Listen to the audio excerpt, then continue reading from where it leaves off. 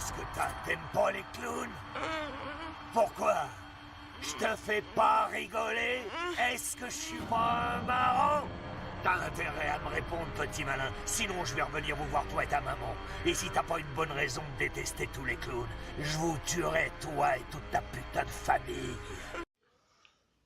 Salut les toqués, chapeau et toqués en ligne. Bonjour, bonsoir, comme d'habitude. Je sais pas quand vous regarderez la vidéo, ou simplement si vous allez la regarder.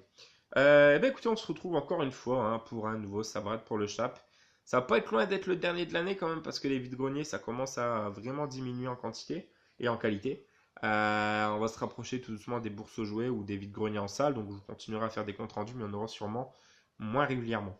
Donc aujourd'hui au programme du jouet, du DVD et du CD avec une BO notamment.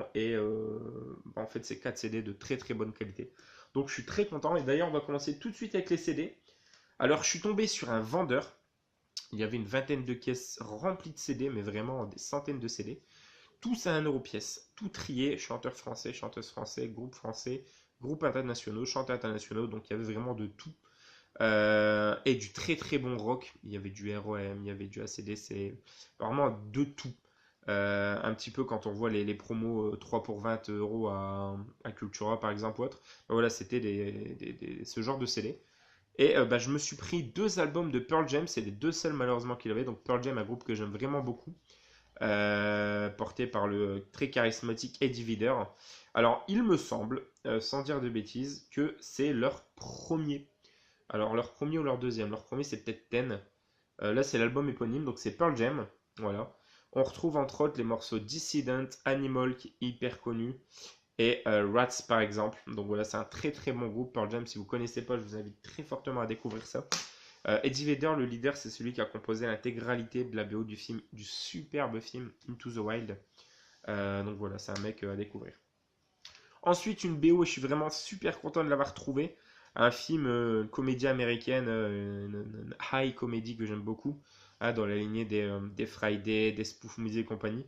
Là, c'est How High, et donc c'est la soundtrack de How High, donc intégralement ou quasiment intégralement interprété par Method Man, DMX et également, par exemple, Limp Bizkit ou Ice Cube. Non, pas Ice Cube, Cypress Hill, ouais, surtout Method Man et Redman, quoi. Donc voilà, du bon gros hip-hop américain. Ensuite, on change de genre.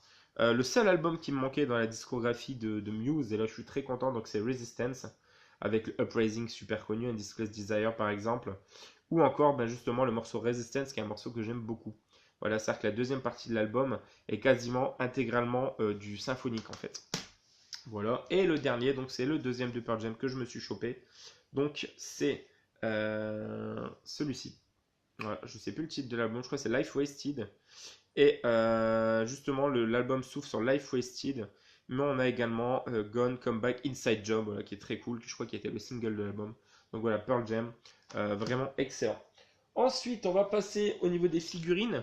Alors, il y a deux choses, deux jouets que j'ai eu pour 50 centimes ou 1 € pièce, je sais plus. Je les ai mis les deux ensemble, je sais qu'ils vont pas du tout ensemble, parce que voilà, je me suis chopé la petite moto que vous voyez ici, voilà, qui fait partie de la série Bikers from Mars, donc les souris de l'espace, les souris de Mars, qui est une série que j'aimais beaucoup.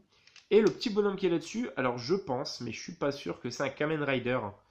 C'était une série dans le style de Power Rangers qui passait sur TF1. Donc voilà. Et écoute, au niveau des poignets, c'était fait parfait pour les bras de la moto, quoi. Et je trouve que ça a de la gueule dessus. Mais voilà, je cherche du coup une souris de l'espace pour pouvoir l'ajouter à sa moto. Donc je suis très content, c'est exactement la même moto que j'avais quand j'étais petit. Et je sais que la souris qui va dessus est en mode biker avec des grosses bottes, avec un espèce de petit gilet marron et tout. Je l'aimais beaucoup, donc j'aimerais la retrouver, ce serait plutôt cool. Donc voilà, je trouve que le mélange des deux passe plutôt bien. Ensuite, quelques films. Alors, le premier, j'en ai beaucoup entendu parler. Et je suis content de l'avoir chopé pour 50 centimes, ça me permettra de le voir. Rien que la cover donne extrêmement envie. Donc c'est le best-seller mondial, enfin adapté au cinéma, c'est Le Vieux qui ne voulait pas fêter son anniversaire. Donc voilà. Regardez-moi cette cover, il tient un dynamite un peu, et il est en déguisement d'éléphant, donc ça a l'air complètement what the fuck.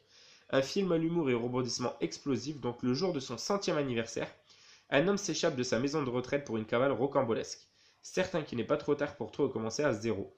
Débute alors une aventure inattendue, hilarante, aux côtés d'un escroc, d'un vendeur de hot dog et d'un éléphant. Voilà, c'est plutôt ouf comme pitch. Très content d'avoir trouvé ça. Ensuite, on va partir sur un truc que je vous présente jamais, mais vraiment pour le coup jamais, parce que je suis pas branché manga et je suis pas branché animé. Mais récemment, voilà, j'ai quelques amis youtubeurs qui m'ont donné envie. Donc le premier que je vais vous présenter, il me semble que c'est Raph Blu-ray qui l'a présenté il y a pas longtemps, mais j'ai un gros doute. Si c'est ça, bah dédicace, sinon je m'excuse. Alors c'est Pat Labor.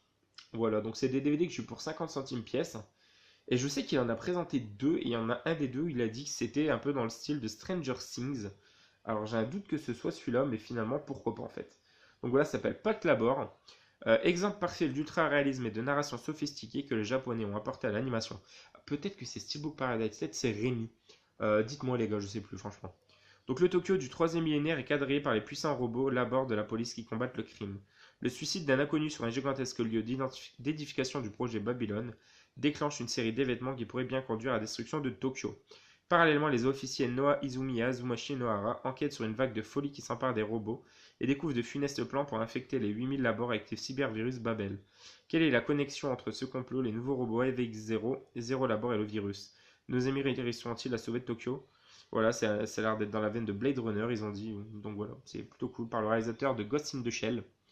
Donc voilà. Je vais peut-être me mettre dans un trip où je vais me mettre à découvrir des mangas, des animés, voir si j'accroche.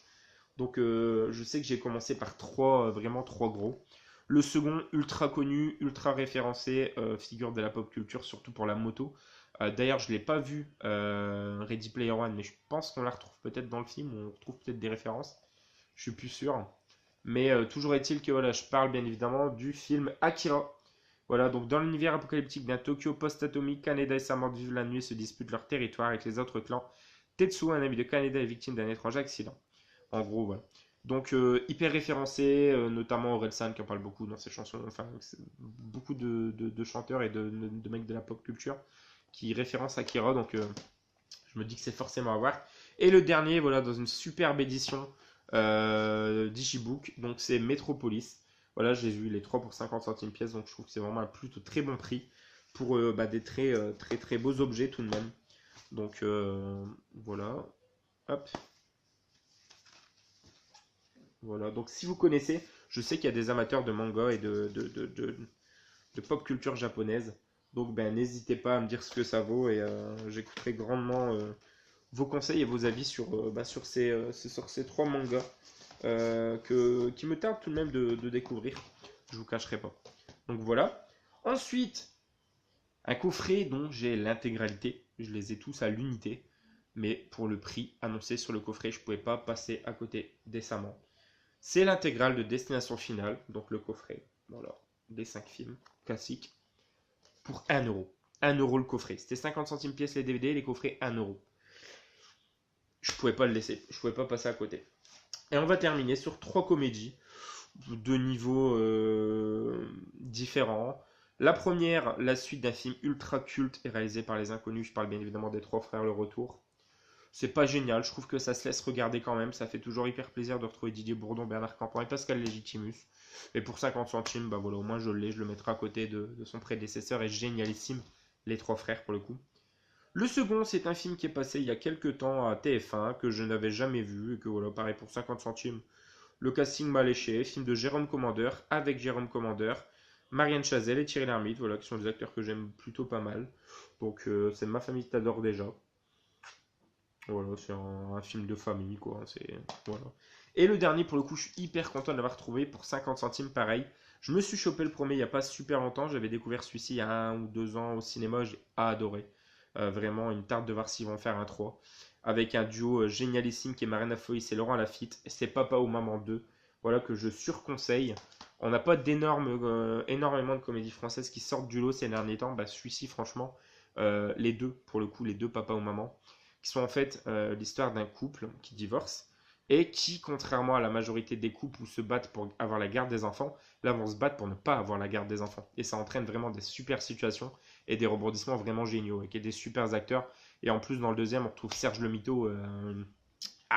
Comment s'appelle-t-il Jonathan Cohen, voilà, acteur que j'aime énormément. Donc voilà les amis, c'est tout pour cette vidéo. J'espère que ça vous aura plu. Comme d'habitude, on n'hésite pas à liker, commenter, partager. Et nous, on se retrouvera très prochainement pour une nouvelle vidéo. Joyeux anonyme et toqué, ciao ciao.